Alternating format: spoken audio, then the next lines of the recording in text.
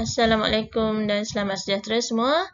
Pada video pada kali ini saya akan bincangkan faktor-faktor yang mempengaruhi kadar tindak balas.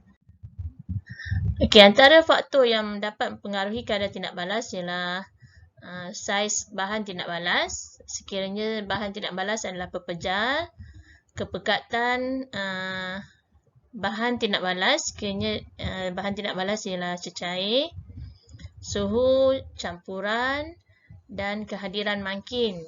Satu lagi faktor yang boleh mempengaruhi kadar tindak balas ialah tekanan. Sekiranya semua bahan tindak balas adalah dalam keadaan gas.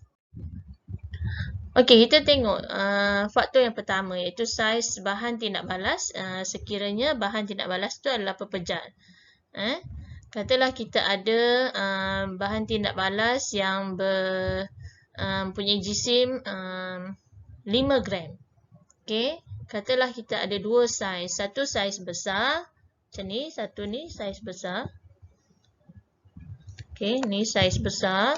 Kemudian, bandingkan sekiranya bahan yang bersaiz besar tu dipotong, dihancurkan menjadi saiz yang kecil macam ni. So, apa beza dia? Bezanya ialah jumlah luas permukaan. Jumlah luas permukaan yang terdedah kepada bahan tindak balas.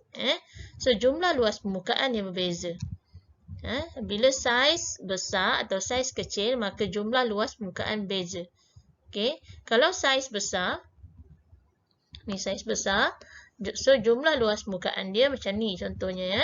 Sekiranya saiznya kecil, nampak ni saiz dia kecil-kecil ni. Okay. So, jumlah luas permukaannya lebih besar jika dibandingkan dengan saiz yang besar. Okey, bagaimana faktor kepekatan bahan tindak balas mempengaruhi kadar tindak balas? Okey, kita tengok dalam bika yang pertama ni. Bika ni, kepekatan bahan tindak balas tu kurang. So, apa berlaku? Kalau kurang, maksudnya bilangan zarah per unit isi padu dia sedikit. Nampak ni, zarahnya sikit. Okey. Sekiranya kepekatan tu tinggi, macam bika 2 ni. Kepekatannya tinggi. So, apa berlaku ialah kepekatan bilangan zarah per unit isi padu lebih banyak. Lebih tinggi. Okey. Faktor seterusnya ialah suhu bahan tindak balas. Okey, katalah kita ada dua suhu sini. Satu 30 darjah Celsius dan satu lagi 50 darjah Celsius. So, apa kesannya sekiranya suhu berbeza? Sekiranya suhu 30 darjah Celsius lebih rendah berbanding dengan suhu 50 darjah Celsius, tengok pergerakan zarah. Tenaga kinetik zarah tu adalah rendah. Manakala sekiranya suhu lebih tinggi, perhatikan pergerakan zarah. Lebih laju kan? Menunjukkan apa? Tenaga kinetik zarah lebih tinggi. Bila suhu tinggi, tenaga kinetik zarah lebih tinggi. Okey, kehadiran mangkin. Apakah dia mangkin?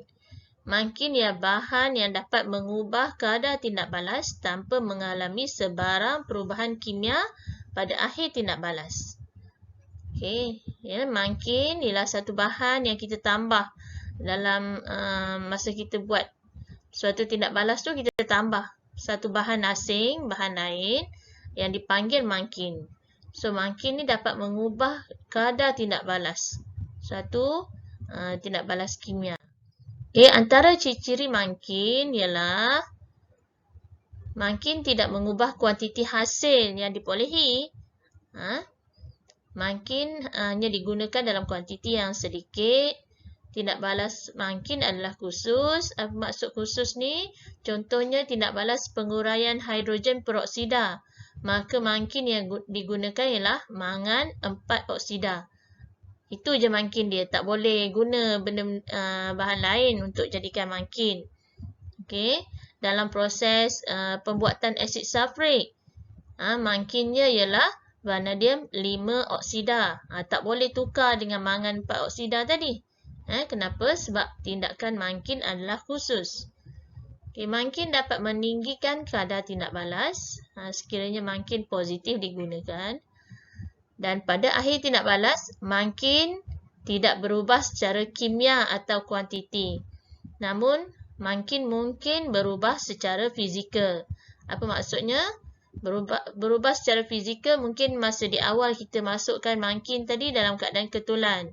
Selepas habis bertindak balas, setelah tindak balas telah selesai, makin tu mungkin berubah menjadi serbuk. Tapi, sifat kimia dia secara kimianya masih sama. Sekiranya kita masukkan mangan 4 oksida dalam penguraian hidrogen peroksida, selepas semua hidrogen peroksida dah terurai, mangan 4 oksida masih mangan 4 oksida, tidak berubah kepada bahan lain. Okey, kita tengok contoh tindak balas. Sekiranya dalam silibus kita ni, kita nak kaji faktor saiz bahan tindak balas. So, antara tindak balas yang sesuai ialah zinc dan asid sulfurik. Kenapa? Sebab zinc sini ialah pepejal. Kita boleh juga gunakan tindak balas antara karbonat logam. Contohnya kalsium karbonat dengan asid. Okay. Dan gambar rajah yang digunakan, eksperimen yang digunakan untuk mengkaji faktor saiz bahan ni adalah seperti yang ditunjukkan lah ni.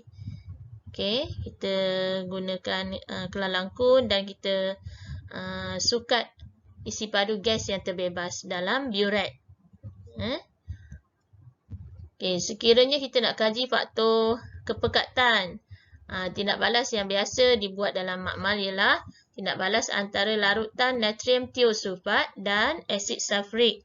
So, dua-dua ni cecair, jadi kita boleh ubah kepekatan salah satu bahan ni.